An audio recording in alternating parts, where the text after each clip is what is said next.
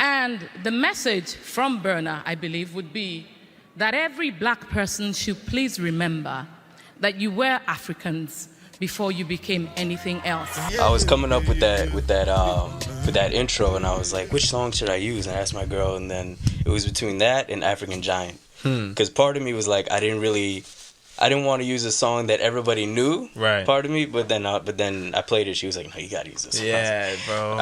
It's just so iconic.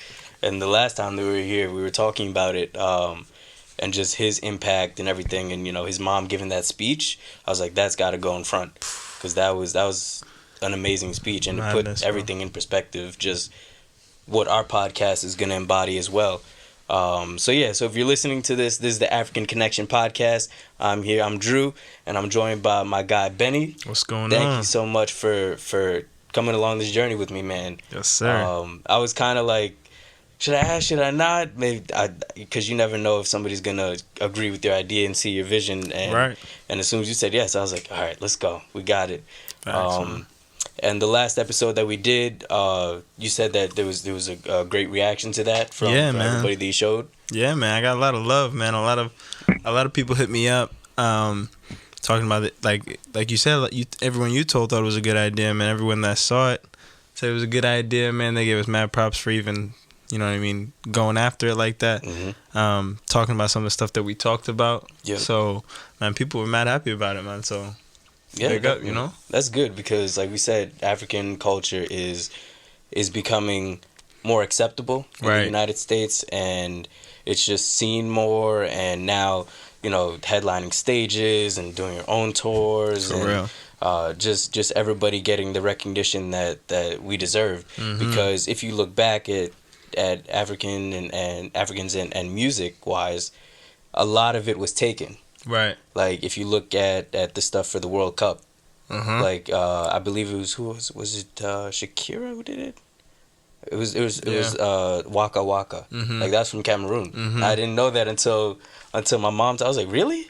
And then you hear other songs, it's like, oh, that's from here. Right. And then Mama Say, Mama Sama, Makusa. Yeah. I was like, Michael Jackson too? So now it's like, now we're at the forefront. Now we're making our music the way we want to, and we're getting recognition for it, not some other artist who simply just liked the song and then took it. Those are some of the stuff, or some of the things that I wanted to talk about and bring to the light, and just show what we've done, how much we've impacted just on Earth. Historically, of course, everybody knows, but just even recently, and dance moves and just the whole food, just everything coming to light. Talk about people like Michael Blackson and of course, and just comedians, actors, actresses, just every aspect. One thing I will say though, man, is that I'm kind of, I don't want to say I'm okay with how it all happened, but I know that everything happens for a reason, and all that stuff that you were talking about, Waka Waka, that Michael Jackson thing, I feel like in the grand scheme of things, it served its purpose, right? Because now, like you're saying, people like us are starting to understand these things and be like, oh, that did come from African culture, that did come from black culture.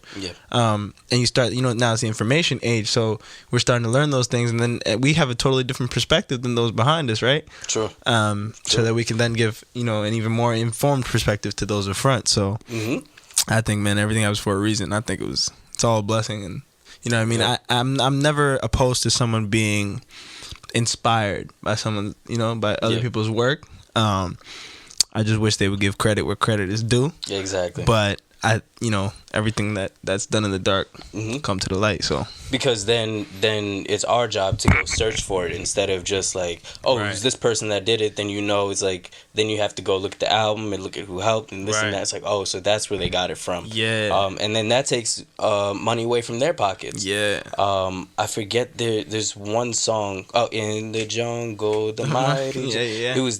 I believe it was South African, if I'm not mistaken. They get like dollars for that song, but it's been interpreted, it's been remixed, replayed, redone. so many times. And Yeah, it was its just intrinsic popular. value is crazy. Yeah. Right? But the originators don't get it down. Yeah, and you know, and now it's in. Of course, the music industry is Right. like that in nature.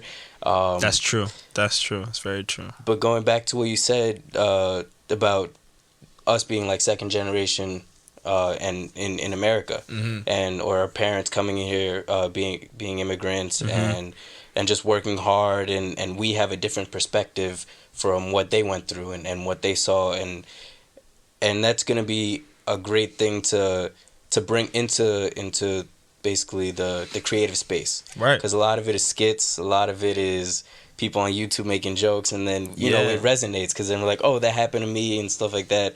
But now we get to talk about our experiences, because some of us may be disconnected. Some of us, like I spoke to somebody months ago who I don't think they ever went back, or they went back when they were really small, Right? And then like they were just like, should I go? Should I not? And I was like, yeah, of course. Right? Visit Why your not, family. man? So The air is different. The water is different. Exactly. It's crazy. There's a disconnect, and you know that's where it comes from. African connection. Diaspora, we're trying to bring it back. But one of my friends sent me this actually, and it kind of resonates with what we're talking about. He said, so Goldling girl 61617 on Twitter. She said, to be the generation of black creatives born to parents whose only options were survival or die, I don't think we can even grasp the grace and favor God gave us. Wow. The fact that some of us write, dance, take pictures for a living is huge. And I'm not discrediting other generational creatives. Lord knows I'm not. But our parents wanted us to be doctors. Instead, we became YouTubers, influencers, with no evidence this would work out. And I was like, That's deep, bro. That hit perfectly. Deep, that's deep, bro. And I was like, I think every single African child, or the majority, said, yeah, I'll be a doctor, or I want to be a doctor, because a lawyer, anything that requires you a PhD, basically. We're all like, yeah, I'll do that, I'll be that. And like your parents they want that for you because they want the best for you. But the best for you is what makes you happy. And they had to like I said, they had to sacrifice a lot. They had money, just being away from family, moving here, taking a risk. Life, period. Yeah, right? Like life. The same life we live is not the same life that they're living. Like, not at all. I remember reading somewhere, or hearing somewhere, that we are living our ancestors' dreams. You know, like the simple aspect that I can go out and go almost anywhere I need to or want to. That was one of my ancestors' dreams, because they could not. You know, they couldn't walk up and leave. They couldn't do these things. And I was recently, just this morning, listening to Stormzy's album, Heavy is the Head. And I'm paraphrasing, but he said something along the lines of like, our parents are superheroes because they immigrated. And like, you know, the connotation around the word immigration has been so diluted, you know, especially nowadays with all this talk and whatnot, that you don't even understand what goes into being an immigrant, right? Like, you know, the only time some people will ever, you know, be in a country where they don't speak the same language, or they don't know anybody or any of these things, is either on vacation or maybe a school trip, or, you know, maybe, you know, one of these type of situations where like it's very secluded in a protective environment. But to imagine having to do it out of pure fear or out of pure survival, and then having to thrive, bro, that's a different level. I keep telling the story that my mom, when we first moved here, I was 3 years old. She didn't know English, and then my dad, he works for United Nations, so he had to go work. So he had to travel for work. And I was sick. So just on top of that, like, I couldn't even imagine going to a place where you have no idea what the language is, no idea how to speak. You've only seen it on TV maybe, and then your child is sick, and you have to get the right medication. You don't want to get screwed or this. And it's getting food is a hassle. Going out to the grocery store is a hassle. Talk less of like taking care of a sick child, bro. Wow. And then dealing with the money, and then the so big up your mom, bro. No, facts. That's crazy. Really. And my dad even says, he was like, whenever people give me confidence, like, oh, your child is this and that, they're great, they're wonderful. He's like, that's her. Right. He's like, I was working, I was doing this. She raised him. Like, she's the one that, she was the one that basically molded him into who he is today. So real, big ups to mom and props to all parents who went through that. Speaking of parents, I saw that your mom was actually here for the holidays, man. That means my heart, like my love in her language. I'm Amharic. She's Ethiopian, but yeah, man, she came through. That was dope, man. Man, it was a beautiful time. Beautiful time. How long has it been since you've seen her? Oof, bro, it was this time I got lucky because we recently went to Nigeria, and we went in May. Okay. And I say that's recent, right? From May until December time. That's recent for me. Yes. I usually see my mom like once a year, maybe twice. Yeah. Face to face. Thank God for FaceTime. But yeah, man, it was a beautiful thing. We spent a lot of time in Virginia. So nice. She's Ethiopian, like I mentioned before, and over in the DMV area, there's a huge Ethiopian community and population. Like huge, bro. And it's like even like young people like us, older people own businesses. Like it's really deep. I did not know that. Yeah, it's really deep, right? And I have two aunties over there. Shout out to Auntie Moo and Auntie Cherry. But yeah, man. So we went over there, bro. I met so many Ethiopians, like. It was crazy, bro. Like the church programs, obviously, is somewhere that everyone congregates, especially around that time, Christmas, New Year's. Yep. And it was crazy, man. And I went out in DC with my cousin for one of the first times ever, right? Yeah. Bro, it was crazy. My cousin took me to this Abasha. That's what we call Ethiopian people, Abasha. They say Abasha Beit. The literal translation is Abasha house. But it basically means like, a spot where like these Abashas chill or these Ethiopian people chill. There's like hookah, good music, drinks, food. Man, it's a vibe, bro. Damn. If I take you out there one time, bro, I'll take you out there, bro. DC is one of my favorite places. Like every time I've gone, I've had the chance to go. I was like, yes, I love it. Like, and I went to Virginia, Alexandria, Virginia, because I was my dad had work, and then this was a time where I was visiting colleges. So I was like, oh, let me go down there, visit Howard, visit all that stuff. Yeah, right by Howard, right. But I never knew that though. But bro. I love that area, the weather too. I was like, I miss that weather. Crazy, bro. But yeah, that's dope. See, and that's one of the things that I wanted to bring, because I would have never known that. Nobody in New York would ever think, or that there's unless a huge, huge, bro. I'm telling you, man, it's a beautiful thing to see, and it was my first time really experiencing it, because like my cousins out there are really in that scene, like they really know people out there, So, bro, they take over, bro. The Abashas have taken over DC, bro. That's crazy. You see any fine Ethiopian women over there? My brother. I mean, listen, my mom's Ethiopian, like I said. So to me, sometimes I look at Ethiopian women and I just think, they are the most gorgeous females on the face of the planet. It is crazy. You know what I mean? Like, it is absolutely absurd how beautiful these women are. In Ethiopia, and like of course Ethiopia like triples down or whatnot, but I'm talking like the natural, like from Ethiopia, like you see them, like I'm not talking makeup, I'm not talking none of this other stuff, I'm talking natural beauty. Shea butter. Yeah, shea butter. Boy, I tell you, man, very, very beautiful people, very, very beautiful women, man. Facts. How long were you down there for? In Virginia? Yeah. Oh man, I was there for like 2 weeks. Nice. About 2 weeks. Yeah, about 2 weeks, man. If you came back up to this weather, I mean, it was 60 degrees Sunday, so. I mean, it was. Yeah, it's true. This weekend was absurd. It didn't make sense. I didn't understand it.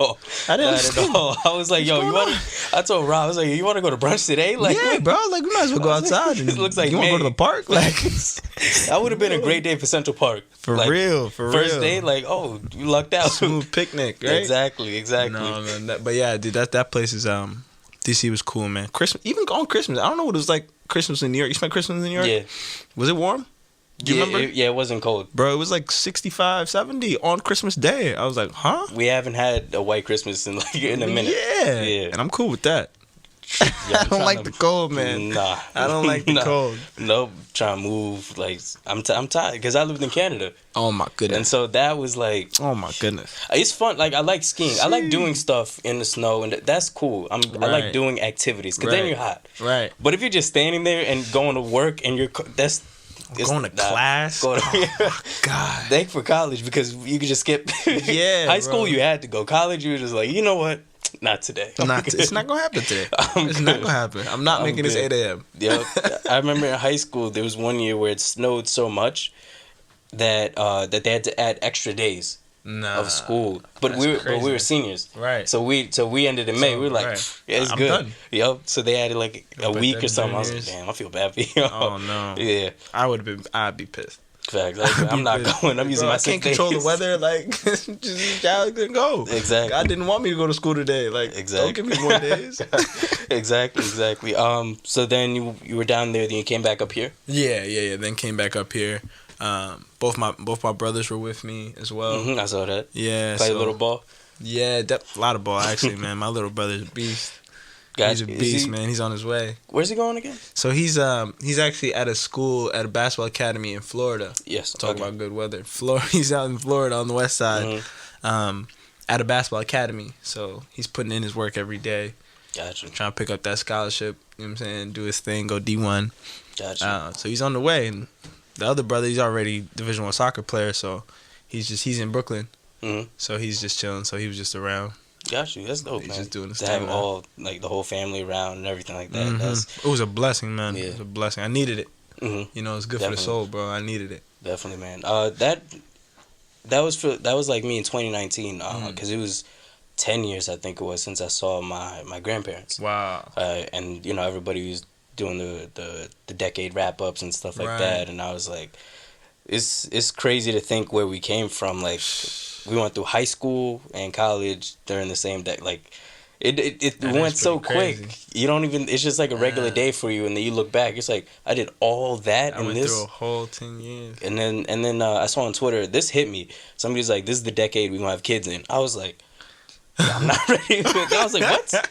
I was like, already? Oh my goodness, bro. I was like, No I just way. remember asking me for a pencil, getting the bags. Right, bro. Like, Class clowning, all of that. Yo. Wow. So how was this decade for you? Because Yeah, you were in Florida as well too, Mm. and just to go from there to Iona, working, and just how was this decade for you? Wow, bro. I can't even lie, man. You know, I'm not like a big reflector. Mm-hmm. I never really look back. I try to stay in the present moment as crazy as possible. So now you really got me thinking about it, bro. And there's a lot went on in this decade, man. A lot. It's gonna really shape me for the rest of my life, bro. Mm-hmm. But this decade, bro, I got like not one complaint, not one. You know what I mean? That's Not good. one that affects me to the point where I think it. You know, Yeah. of course, bad things happen, up, lows, down. I think it was Drake that once said like the amount of emotions forgotten in a year. True. Right? Like every day you're going True. through emotions. How many of them do you forget? True. Right? But yeah, man, a lot went on in this decade, bro. But I can't say I was not blessed. Mm-hmm. Blessed the whole way through, you know. And I really thank God for that, bro. I thank everyone around me for that, bro. So it was just, you know, I can't be more grateful. Yeah, definitely. You know, gratitude is the attitude. These were like the years, like you said, that shaped us Right. into who we are today. Because those are like really, really important years, and I don't think it's told enough. Like if you go through bullying, if you go through any of that, like this is where All you start of to that. gain your confidence. You start to become a man, become a woman. Figure out who you are. Figure out who you are, what you like. Like just we did like a decade music wrap up. Just all the albums that came out, and like Wow. I remember listening to Frank Ocean and The Weeknd when they first came out, and Drake and Bro, that's Kendrick. That's madness, bro. Drake and Kendrick, like you went back, Yeah, you're like, oh, man. that album came. Yeah, Cole. Cole, Wale. Oof. Speaking of DC My and God. Virginia, Yeah, and DC, man. yo, just and movies that you saw, like Yeah. there was like no Netflix at the when we first started. Like Right. I was in Canada, like I had no Yeah. idea what Netflix was. I was just gonna go to high school at this point. Like Forget it was, Netflix, bro. Beginning of the decade, Wi-Fi was like scarce. Facts, yeah, You know, like Yeah. stuff like that. no like, 4G. You get me? 4G. The kidding first me? there was iPhone 4. Yeah, like, bro. Wow, madness, right? Yeah. No, just to like, and we're moving faster and faster, That's true. and It's a good point, man. and I feel old because, and I was like, why do I feel like, and I was like, yo, I like day parties now, overnight right. parties. It was like already, I was like, and I think it's because we're seeing it as it's happening. Yeah. Like we're like every single year on Facebook, Twitter, Instagram, like, oh, your year in review. So then you can see yourself aging True. as you're going along, instead of like, our parents, they didn't have it was just like, oh, go back in the photo album. Yeah. And you do that every once in a while, maybe once a year. Right. And they're like, oh, remember that, blah, blah, blah. And then they had to reminisce. For us, it's like, it's right there. Just go on the phone. Oh, I was here last year. I was here this year. I was here in 2015. So then you're like, oh, damn, that was that long ago? Mm-hmm. Like, we just talked about school. Like, I had that backpack. I just bought a backpack. I had that for 5 years already. Crazy. I was like, what? Time flies, man. Yeah. Wow. And now we're just seeing it fly. Yeah. We're seeing it at the same time. So it's like, it's a really weird dynamic. Actually, on that note, I was thinking, what I was thinking about is, everybody, when they have a kid, they're always posting on social media about them taking videos of them and whatnot, right? Yeah. And I was thinking to myself, damn, I kind of wish, because we were born like late 90s, right? Mm-hmm. So it's like, we were coming on the cusp of all this technology and all that, right? But the kids born now, bro, and I used to say, like, I wish my parents took a video of this, or like I could see what you know what I mean? Like, some people did it, got their first steps on whatever, first words, all that stuff. I don't really have that stuff because, to be honest, we were moving, we were, you know what I'm saying? We were grinding, we were doing this, doing that. Like, my parents didn't have time to sit there, and, you know what I mean? It's like, oh, you can walk, all right, cool, go get me this so I can, like, it's one of those things. But, but these kids now are gonna have everything documented. Yep. Everything. It's crazy. Every little picture, every little everything, bro. Like, and it's all on the internet. Because it's so easy. Just take out the phone before you have to get the camera. Maybe you have to get the tape to film the kid. Yeah, it was a lot of work to do just one thing that we're doing now. Yeah, bro. And like I was actually going through my files, and I was like, just fixing it on the hard drive and everything like that before we started today. And then I saw like a baby photo of me. I was like, oh damn, like that's crazy. Yeah, I was 3, and so like they took photos, but now when you have, you're just gonna take random moments. Yeah, bro. And then like parents dancing with kids and things like that. Bro, they gonna catch boomerangs on themselves at one, like doing something stupid when they're like 25. Exactly. Like, they're gonna be like, oh, that's crazy. And I have a little sister, and she's 10 now. And like, just thinking of that, I'm like, yo, I had a photo of her too. I was like, wild, bro. Like, now I know what parents mean when they're like, you were this small. You were tiny. and now you're seeing it. Yeah. And I thought you were gonna go a different route. I thought you were gonna go the route of seeing kids online, and like people that we went to school with having kids now. That's what shocked me at first, like getting married. I was like, fam, we're 20. I was like, already? Yeah, bro. I was like, it's happening now. I know if you like that, married and kids, or just kids. Yeah, just married, right? Like either way, right? Yeah, every one of those, I'm like, damn. Like, every time I see that, I don't know how how to feel. Automatically think of where we were when I knew that person. Right. Because moving, you're just like, I was there when we went to school together. I was there when, and then you're just like, Jesus. Kids weren't even in the picture back then. Kidding me? No. Wasn't even a thought. You were just trying to figure out what you're going to do for lunch. Yeah. Voila. You said it. Literally. For lunch, like, yo, we're playing at recess. Yeah, like, what we doing, bro? What we doing? Now careers and moving and all that. It's insane. Thing, man. It's insane. And 2019, a lot of people said that it was a trying year. And this episode, I just wanted people to get like a sense of us and who we are. Right. And then we're gonna bring guests along and things like that. Yeah. And it was kind of a trying year. Yeah. It had ups and downs, but overall, I think it was a good year. Right. And it put a lot of things into perspective. And a lot of things that I was like, oh, I have to change this, I have to change that, and I was active with the song of the days like originally, but then like December, I was like, all right, let me just relax. I've been on my phone too much. I was like, now you need that. That's important. Definitely. And then it was just like a moment of like clarity, even like looking back, like you said, the decade, but just that year, trying different podcasts and working at Sirius and trying to switch positions and like what's the next move, what would be the best, and basically becoming more of an adult. That's what 2019 really showed me. Paying bills, phone bill, car bill. Yeah. Once that starts, you're like, I don't. You're like, I don't want that. That changed my whole perspective on life, man. Everything costs money. Everything costs money. Yeah. You don't realize when your parents are doing it for you. Yeah. You don't appreciate it. You really don't. I don't care what you say. You do not appreciate it like you do when you pay your own bills. Not at all. Shy. Not at all. Gary Vee, he says that. He's like, all these kids come up to me. He's like, yo, I'm tired of my parents. I'm tired of this and that. And he's like, move. Right. Go. He's like, just go. Just leave. And then they're like, but I want the money. He's like, you can't have both. You can't have the money and do this. So when he said that, I was like, yo, that really. I like that. Facts, man. Serious. But your 2019, like you said, that you got to see your mom and your brothers and your family, and how is it like the transition between, you know, going to school and having a full-time job, and speak more onto that. Like, what was the point where you're like, all right, this is serious now? I don't know. You know, my perspective was a little different because I was like extremely excited to get my life on. Yeah. You know what I mean? I was so tired of this little bubble that we called university or uni or school, you know? I was so tired of it. I was like, bro, this is not real life. Like, I guess I came out of that early because some people don't, you know? Some people never even come out of it. Yeah. They never do. They think to themselves, like, oh my God, this is real life. This is like, all these people are rich. Like, yo, this is it's almost a fake world. Like, you know? So I was like super excited to do it, bro. And I didn't know what I was going to do. I didn't know where I was going to be. I didn't know where I was going to live. I didn't know where I was going to, anything. But I was never worried. And I don't know why. I guess I should have been a little worried, you know, in retrospect. But I really never was. It was really weird, you know?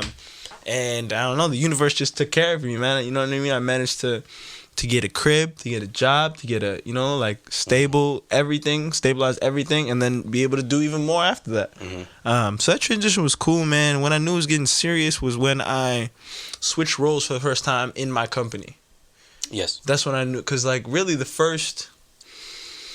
think I was in that role for like 7 months. The first role I was in, it was really like almost I wouldn't say a joke, but like it wasn't a serious, you know what I mean, like, as serious as it is now. It was entry level, like it was a bunch of people my age, you know what I mean, like it was all fun and games and cool, whatnot, boom, until they decided to cut that program that I was like, it was a sales program or whatever, and I was like one of the junior salespeople, and they decided to get rid of it, which basically means you don't got a job. Yeah, you know what I mean. And I really caught wind of it early, because I started seeing how people were moving and they started acting a little funny. Yeah. And I'm talking about like upper management and all that. And then I started getting proactive. I started looking around the company. I started seeing what was open. I started taking people out to coffee, started chatting people up. Yeah. So people started realizing, okay, all right, there's more to him. Oh, he's interested in moving. All right, cool. But I did it early. So I already had a job lined up before anybody on my team did, and before they realized that before anyone realized that this was getting cut through, you know what I mean? So like while some of my coworkers were on the phones doing interviews and that, I'm just sitting there like, all right, like I know what I'm doing, you know? And then I got onto the team that I'm on now, which I'm super grateful for. And I mean, it's nothing like it was. And that's when I knew it was getting serious. You know, nobody's my age. I'm the youngest person on my team by far. You get me? I'm actually one of the youngest people. I'm one of the youngest people at the company, period. And like I'm attached to like direct revenue, which is a real good thing for those out there. Like try to get yourself attached to as much revenue as possible, because that makes you, you know what I mean? Like you're an important part of the team. And yeah, man. That's dope, man. So that's when I knew it was getting serious. I was like, all right, cool. I gotta strap my boots up right now. Yeah. And didn't you you had a merger or something like that? Yeah. So our company actually just merged with Business Insider. Oh, nice. Yeah. Nice. So you know, there's a holding company named Axel Springer, who's you know, up top in Germany, huge holding company. I'm talking like multi-$100 million business, and they own our company and they own Business Insider. And so now they basically merged the two. Our name isn't out yet, so I can't say the actual name of our new merged company. But I mean, they're gonna, you know, do a whole press release and all that jazz. That's all gonna come out, and then it'll be public, and then I can actually say it somewhere that's gonna be seen. You know. Definitely announce that whenever you can. Yeah, for sure, man. But I'm excited, bro. Bunch of new people moved into the office. You know, where is it located? So it's Times Square. Oh, we're right. Okay, right across Port Authority. Got you. Okay. The big Microsoft building. That's the building we're in. Okay, I've walked past there. Yeah, big glass building. When I mean, the city's all glass buildings, but yeah. But it's right next to like the New York Times building. Okay. So if you see the New York Times building, I'm right there. I've definitely walked. I mean, I don't want to walk past. That must be hard after work. Sucks. Yeah. Sucks for lunch. Sucks for after work. Not only is it Times Square, but Port Authority's right there. So everybody commuting has to come through there. Yeah. Boy, I tell you, man. Yeah. It sucks sometimes, bro.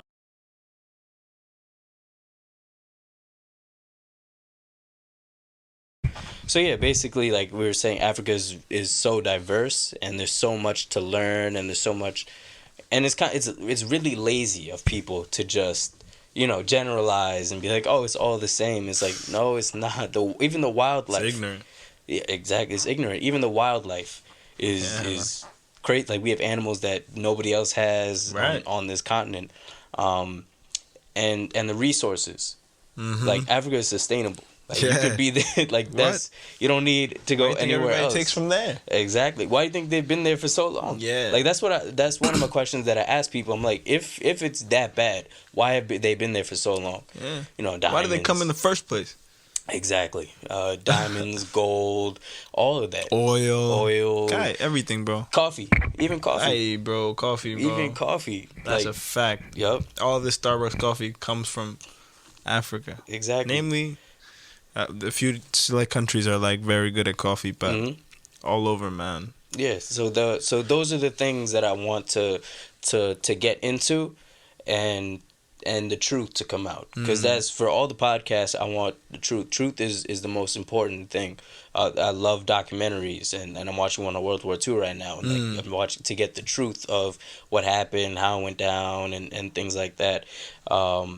But one of the things that we were talking about when they do the like 1 cent a day or give shoes, and that just goes over the problem, because now you have an influx of shoes, but they're still hungry. Like they don't have a job. It's the teaching sustainability. It's the teach a man to fish parable. Yeah. It's like give a man a fish, he's going to eat for that day. Teach a man to fish, he'll eat for a lifetime. Like is that. So if you just give him the food that day, he's not going to be able to do it himself, and you have to continue that. So that's what they want. To a certain extent, they want people to be dependable on them, and even patents. Like I learned this. One of my favorite classes was global politics, and then they were talking about patents, where somebody can make something in a different country, and then somebody else will come along and patent it, and then that person no longer has the rights to what they're making. So like a lot of the stuff that's coming out now, is healthier, organic. It's remedies that we've been using back home, like coconut shea butter and coconut oil and things like all of these things are things that we've done for years, for centuries, for a long time, and then now it hit mainstream.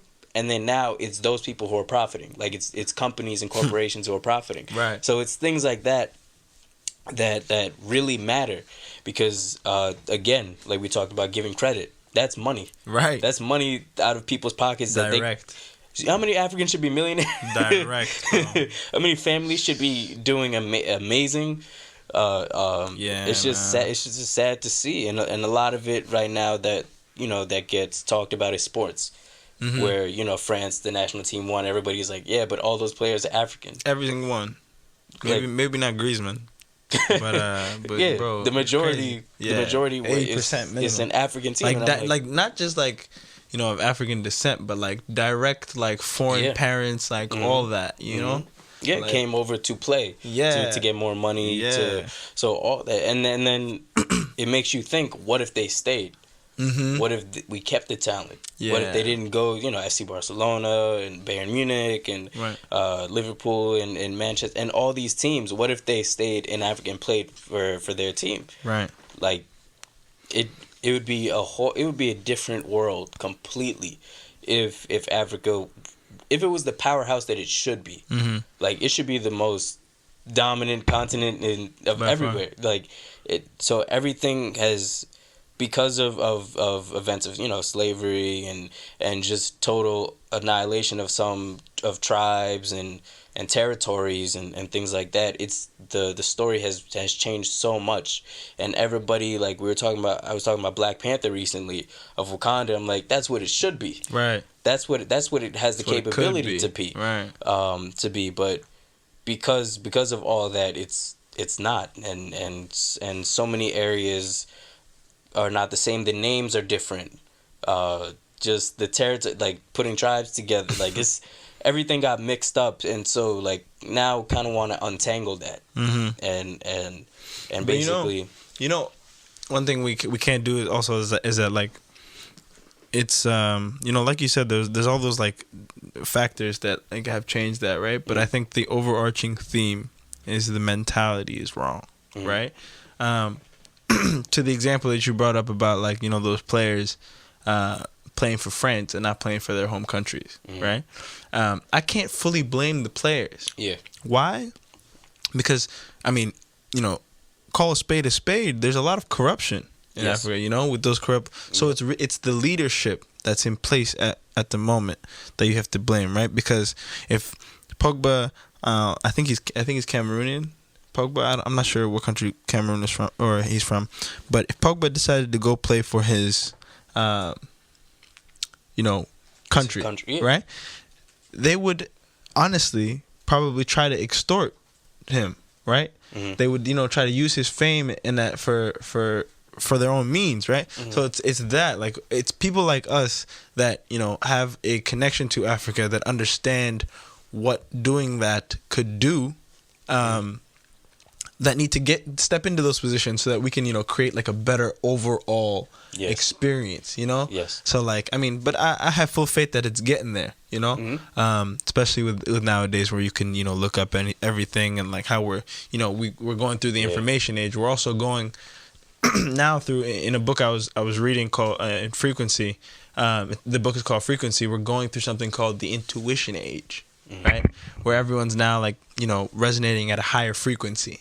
And I think that's a lot of our generation. Yes. And once we get to those positions where we can make decisions, those decisions are no longer being made with the mentality of how much money I can make, but how many people can I help? Yeah. Right? And like when that happens, that's when you start to see monumental change. Right? Yeah. And that's the sacrifice that we were talking about, because our parents had to sacrifice for us to be able to even get to this position. Exactly, bro. Exactly. It all ties in, bro. It all comes full circle. And that's another big thing that really bothers me, when it's like, even just in America alone, where it's like 87-year-olds making. I'm like, why are you 87 and like you're not gonna live to see this, like that really like, okay, Bernie Sanders, he's cool, but I'm like, yo, he's too old. Right. Like everybody that had the chance of winning or was running the last like Hillary, Trump, 70 years. I'm like, why? What's going on? And y'all have enough money to chill, like, or help people. Go your way, fam. Yeah. Like, go over there, bro. Let us do something over here, man. And politics is a lot of putting up a front. So much of it, of a lot of what senators and congressmen have to, they're raising money. They're raising money so much and so often that they don't have enough time to even make the laws that they want. Man. So you having the money and going to places and actually giving the money or donating or help, that could have a bigger impact than you being president, you being mayor, you being congressman or senator. Like, you could make a bigger impact by doing that. And then you go into the corruption. So then you have corrupt people, and then, like you said, and then that's another thing, like the truth, like that has to come out too, where it's like, it's not only that, like we're making bad decisions for ourselves. Like I keep going to Patrice Lumumba from Congo. Like Belgium, they finally wanted to give Congo their independence, and then they were like, "Oh, you're welcome for saving you," or this and that. And it's like, now you have it. And then they didn't want him to speak, but he got up and spoke. He was like, "This is all BS. Like, you're the ones that held us down. You're the one that came in here and took over. You're the one that built these houses, and then we have to that we built for you. Actually, sorry, that we built these houses for you to live in, and these luxury places, and killing our people and just taking everything you want. And now you want us to say thank you for giving us our land back." And so he basically wanted to start a revolution, like. Just like he wanted to have a different leadership, basically on some like Malcolm X, Martin Luther King ish to bring it back home for people who are from here, and it was his people that weren't with him. That's what pissed me off the most. It wasn't them; it was his own people that were against him. The mentality, man. Why? That's when you have real power, when you control like the mental. That's when you can You know, because you can put somebody in chains, but if you don't break their mental, bro, you're going to have a real hard time controlling that person, right? Yeah. But when that mental is broken, bro, you don't even need chains anymore. Nah, it's easy. Like, we have that poster of Malcolm X right there. Yeah. Like, just people like that. Those are the people that we need to follow and look up to, because they literally gave their lives for us. Laid it down. They laid their lives on the line, and then they were even asked about that. Like, imagine waking up knowing every day that today might be your last day. Like, then you live differently. Then you live real differently. Yeah, then you real do differently. Everything that you want to do. Everything that goes on. And another thing I heard recently, it was they came over and with a Bible, and then we had the land. They gave us the Bible, and we looked down. When we looked up, they had the land. I was like, crazy. Crazy. Because religion has been in my mind like a lot recently. And you know, when you grow up, your parents they believe in something, and then, you know, you not forcefully, but because you're in that household, you gravitate towards it. It's imposed on you. It's imposed on you. Yeah. But lately I've been like thinking like, which way to me is the correct way, and I've been trying to, you know, come up with ideas and philosophies and things that resonate with me that I can continue on. And that was one of when I read that kind of like shifted a lot. I was like, okay. Yeah. So then that made me go, all right, what did we believe in before that? Right. All that stuff. So there's so much just to unpack and to delve into. Just on Africa as a whole, you could do this forever. Yeah. You could do this for a lifetime. I mean, on that topic, like an embodiment, what you just said, like that little quote that you had is the book "Things Fall Apart" by Chinua Achebe, Nigerian author. And they talk about like my people, the Igbo people of Nigeria, and how they had a civilization that was like, you know what I mean, sustainable, did their thing, boom, boom, boom, and then the English came, and what they did was impose religion. Right, and they basically took all the outliers, the outcasts of you know, said tribes and all that, and took them in, and slowly started growing, and that's how they ended up getting their foothold, man. And I thought that was crazy. That's definitely a book everybody should read. Things Fall Apart. Things Fall Apart, man. It's a crazy book, bro. Yeah, I'll changed my perspective like wild, bro. But like on that religion thing, right? Yeah. I personally, like, it's true. I had the same. Like, my mom was extremely religious. Even my younger brothers were extremely religious. But me, I always had a hard time with institutionalized religion. Yeah. You know, I always had a hard time. Even as a very, very small kid, we'd be in the church, and I couldn't understand why we had to give money. You know? Yeah. Why the offerings would come around. Like, of course, now I understand a little bit more, bro. Like, nothing's free, boom, boom, boom. But, like, then you realize, like, there's these giant entities, like, and they collect a lot of money, man. A lot of money. And I just doubt all of it goes to where it's supposed to go. You know? Like, so that you know, institutionalized religion always was something that, like, rubbed me the wrong way. And like you said, I started doing my own research into believing in like what we believed in before, and like that ties into what we're talking about, how with the mental, right? Yeah. They used to say that, like, I remember hearing as a kid that like meditation in Buddhism was like a form of like devil worshipping. Why? Because I think it was something along the lines of like when the English wanted to go over to India to conquer them, the people that they had the hardest time conquering were those that like meditated, were mindful, because you couldn't break their mental. They were too conscious. They understood. They saw like through all the facades. Yep. So the English saw this and were like, bro, that's we got to deal with that. So they made it, you know, they demonized it, you know, so like, I found that crazy. I remember reading about that and finding that absolutely absurd. Yeah. But yeah, man, I think that like and now everybody's meditating. Yeah, bro, it comes full circle, bro. And like that's why I said we're going into the intuition age, because it's all, you know, the frequency and vibrations are just going up and up and up, bro. So I think it's a beautiful thing, to be honest, man. Facts. You know, take the hands out of the few and put it in the hands of the people, you know. Exactly, and that's what the Vatican should be doing. Right. But, you know, scandals and taking money and just... How many scandals do they have, bro? How many, bro? Like, I don't even know. Countless. Not to hate on anybody that's like religious too, because religious has its good side. You know, don't get it wrong. It's not all bad. I'm not saying anything's bad about I mean, there are some things, of course, that are bad about religion. There's good and bad parts about everything, right? That's just life. Yeah. There's good, there's bad, right. you know. But we're just trying to give, like we said, the truth to people who, whatever religion you do, you have to know the ups and downs, the good, the bad. The different perspectives, the all-around perspectives, you know, that's the key. And a lot of times, even when you're just, when people are arguing or talking, they're choosing the points that you like. Yeah. Because there's something that you hate that somebody else is going to pick. And so you're trying to avoid that.